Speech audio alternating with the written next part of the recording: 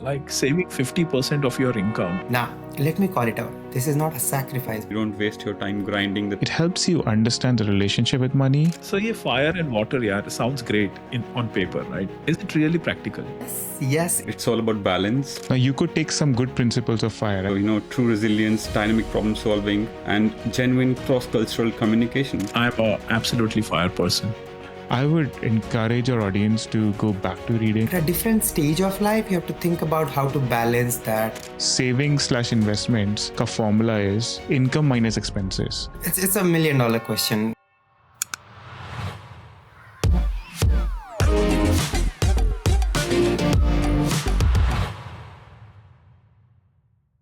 So yeah, fire and water, yeah, sounds great on paper, right? Is it really practical? Like saving 50% of your income, is it really practical? Even for software engineers who are like high earners across the world, saving 50% of their income seems really difficult. And are you not sacrificing your energetic youth by saving 50% of your income, living not miserably, but miserly, and for the future? And we don't know what will happen in the future, right? Is it really practical? It's $1 million question, Viraj, and thank you for bringing that up, right? And that's where we can question the basic principle of FIRE, right? First of all, let me call it out. It might not be for everyone, right? But what is for everyone is building that discipline, right?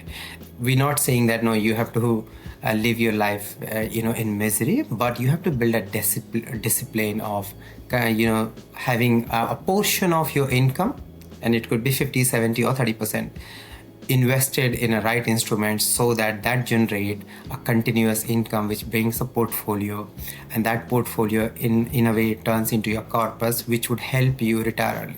For somebody it could be 35, right? But for someone it could be 55 instead of 65. Now that 10 years what he's gonna gain will help him live his life in his own condition, in his own terms, right? And that's the magic of it, right? So let's not stick to this 50 or 70%. For few people, once they can complete their basic means, they could still contribute 50%. But for someone, if it's not possible, what our discipline should bring in is to maximize that portion of investment so that they could think about retiring early. Now, let me call it out. This is not a sacrifice, but what you're trying to get into is freedom into your life. That's the term. Let's not call it sacrifice. It's the freedom you gain into your life, right? Now, freedom of choice. Ansh very rightly, mentioned it in his framework, right? It's your choices, right? Let's say if I want to retire early, right? And I still want to continue, right? My freedom would be, I like photography. I would rather go up, take an internship with a nice photographer with a basic minimum pay which just meets my means, while I don't have to worry about my other retirement life because it's already secured through my magic number of FIRE, right? But that's my choice to become a photographer, learn a photography, or for that matter anything, right? So that's the freedom I'm trying to buy, not a sacrifice. So I would like to say it's more on the freedom of choice than sacrificing your life. That photography reminds me of 3 Idiots, becoming a wildlife photographer. Yes, indeed. See, it's a beautiful movie, and it does takes us, one of the lessons from what we're talking about, right? Having that freedom of choice. Yeah. Thank you for bringing that up. Yeah. Ajay, you spoke about water, and you're like sabbatical, work from anywhere, work from a beach. Yeah, you're working from a beach, sipping your martini, and your junior is getting promoted, and you end up reporting to him or her, right? Is that really doable? Like, would you be okay doing that? That's another way to look at it, Viraj. I would say that it's a traditional way. And आजकल के ज़माने में it doesn't matter, to be very honest. There is a risk, that the sabbatical ka, you might not get, promotions, appraisals or whatever. But I'll push back and I'll say that, the definition of valuable career is changing. And for some people, having these sabbaticals is a way of life. They don't want to get promoted early. A real life example is in my team. मेरे से बड़ा एक बंदा है, he's like 2 level junior than me, and when we talk to him कि promotion and all, he say कि I don't need it. वो बोल रहा है कि I'm okay with the way I work and I'm okay to be at the same position, and this is his way of life. He want to be at that level. He's fine with that. So I mean, I want to say that sometimes if you go to the sabbaticals and the skills which you learn there are the skills that truly set you apart, which aren't just learned in the office spaces, and they are forged in the real world through resilience, dynamic problem solving, and genuine cross-cutting, cross-cultural communication. I have an example, Viraj. I think you guys must have heard about Kasol, right, in Himachal. And I don't know if you guys know or not. Beautiful place. Kasol is very, yeah, it's beautiful. So it's very famous among Israel population. Yes. Yeah. So what happens is basically whenever in Israel there's a rule that you need to complete the government mandatory service, right? It could be anything. It can be military, it can be social service and all that. And there is a rule that when people finish that, they just come to Kasol for relaxing for a few months.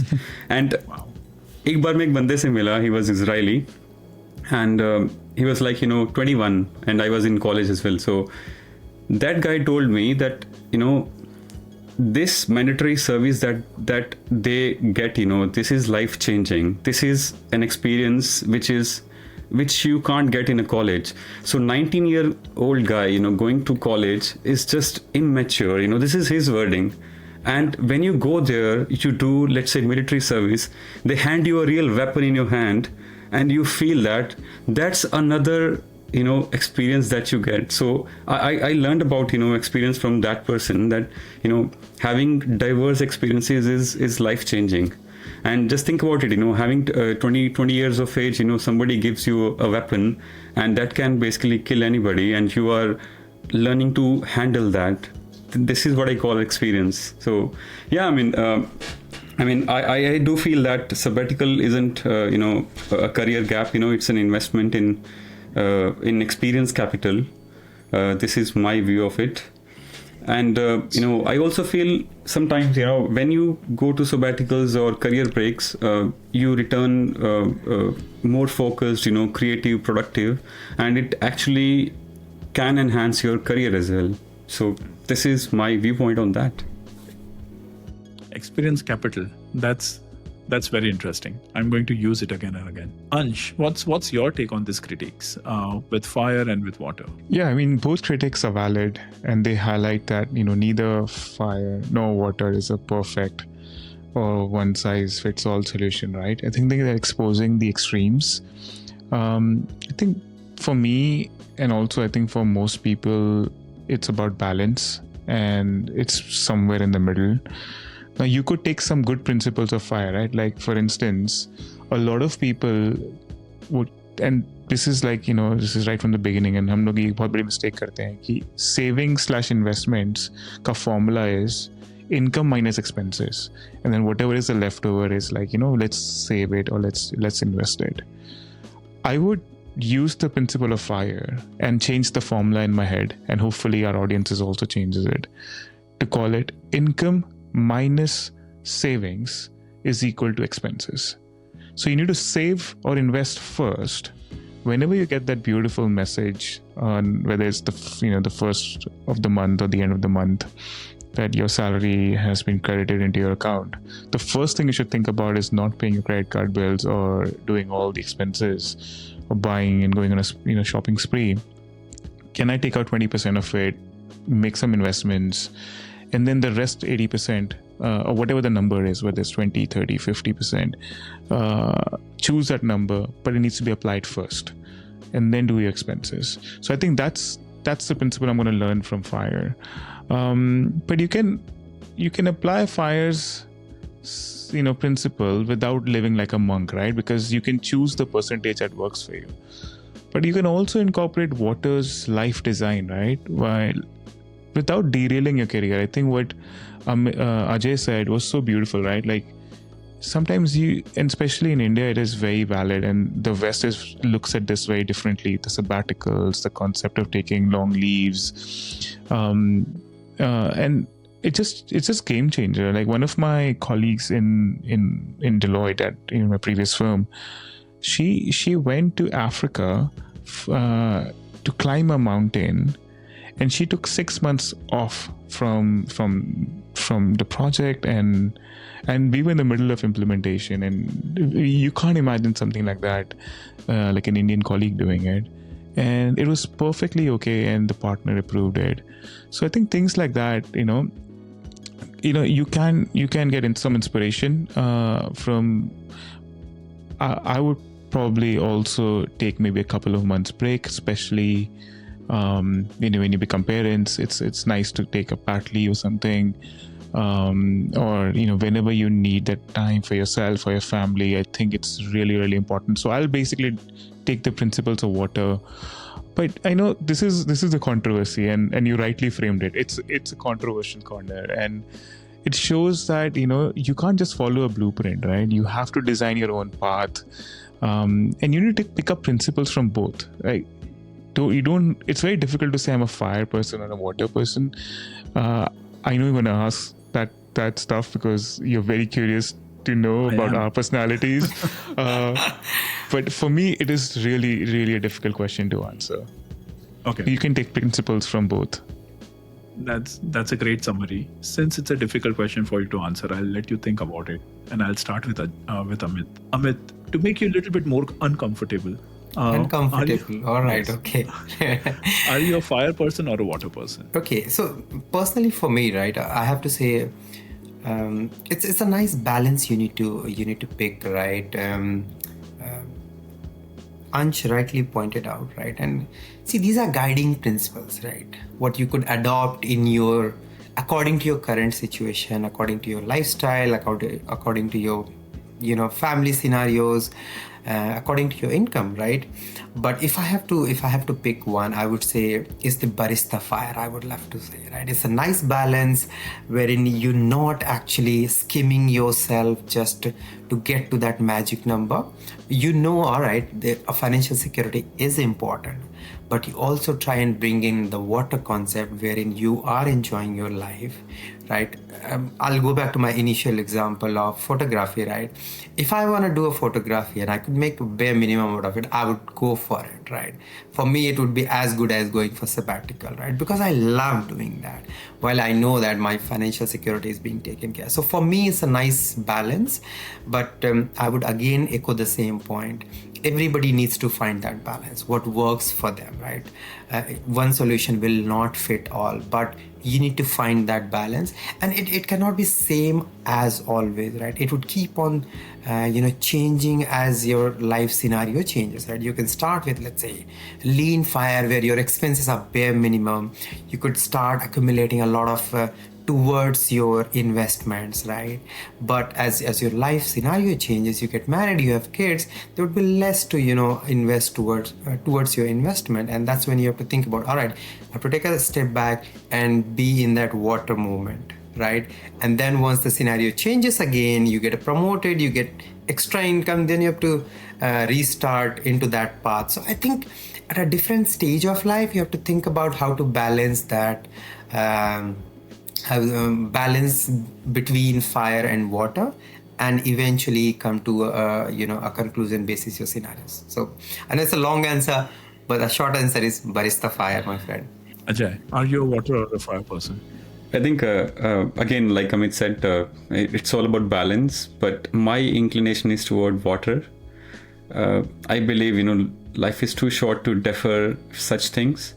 For example, Amit's example on photography, why not take 6 months break and do an internship? Why can't we do that today? So I am personally modifying my lifestyle to include, intentional career breaks. It could be traveling, it could be, let's say going back to India, spend 6 months back in my village, or it can be, learning new skill like photography. So take breaks, and take sabbaticals and just recharge yourself. And I would say that, just like people have, a travel fund, they have, budgeting for their household. I have, a sabbatical fund, which is part of my budgeting. So I would encourage people for that as well. I like that, Ajay, sabbatical fund. Ansh, I hope you got enough time to think about whether you are a fire or a water person. Yeah, I think I would go for a water lifestyle funded by the fire's saving rate. So it's somewhere in the middle, but it does feel like that you could do both. So you could have a lifestyle which is, when you're 20s, when you're getting married and you have kids. I think that's really when you require a lot of resources and funds, and if you don't use it, you do end up regretting later, when you're in your 50s and 60s. So I don't want to have any regrets for the future. So I want to have an amazing lifestyle. But at the same time, I want the security that fire brings, which is, money in the bank, and obviously earning some decent returns, which can then empower, a water lifestyle. That note, Viraj, now you have heard enough of us, right? But Yeah. if I have to ask you, right, out of what you have heard from us, what concept do you like? How do you think about your life if you have to implement one? At this stage, I'm a absolutely fire person. I just want to stop working, just keep on talking to you guys, generate more and more podcast episodes, and that's it. Amazing. We are Wow. up for it. Fantastic. That's great, guys. Thanks a lot. Any final thoughts, any recommendations, any interesting books or quotes that you guys have read which can help our audience to read more about fire and water and just the freedom equation? I do have a couple of recommendations, Viraj. I think there's one book by Vicky Robin, Your Money or Your Life. Now, I think this goes really well with the fire and water concept, right? And it's setting up the philosophical foundation for all of this. It helps you understand the relationship with money. And it also forces you to ask, right, if you're making a living or making a life.